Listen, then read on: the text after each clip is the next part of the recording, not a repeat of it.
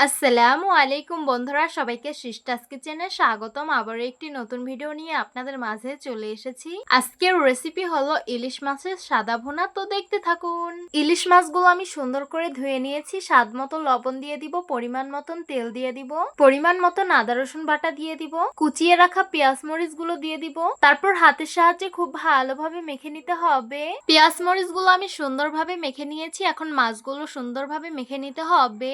মাছগুলো আমি সুন্দরভাবে মেখে নিয়েছি। এখন হাত ধুয়ে সামান্য পানি দিয়ে দিব।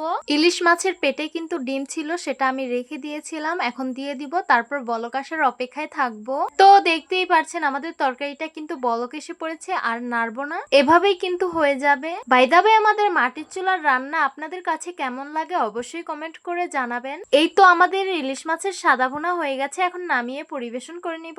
এই তো ইলিশ মাছের সাদা ভুনা সার্ভ করে নিলাম। দেখতে খুবই সুন্দর লাগছে আর খেতে কিন্তু মজা হয়েছে। তো আপনারাও কি এইভাবে খেতে পছন্দ করেন অবশ্যই কমেন্ট করে জানাবেন। তো আশা করছি আজকের ভিডিওটা আপনাদের কাছে অনেক অনেক বেশি ভালো লাগবে। ভালো লেগে থাকলে আমাদের ইউটিউব চ্যানেলটি সাবস্ক্রাইব করবেন, আর যারা আমার ফেসবুক পেজ থেকে দেখছেন পেজটিকে ফলো করবেন। সবাই ভালো থাকবেন, সুস্থ থাকবেন, আর সিস্টার্স কিচেনের সাথেই থাকবেন। আবারও কথা হবে কোনো নতুন ভিডিওতে। তাহলে আজকে এই পর্যন্তই। আল্লাহ হাফিজ।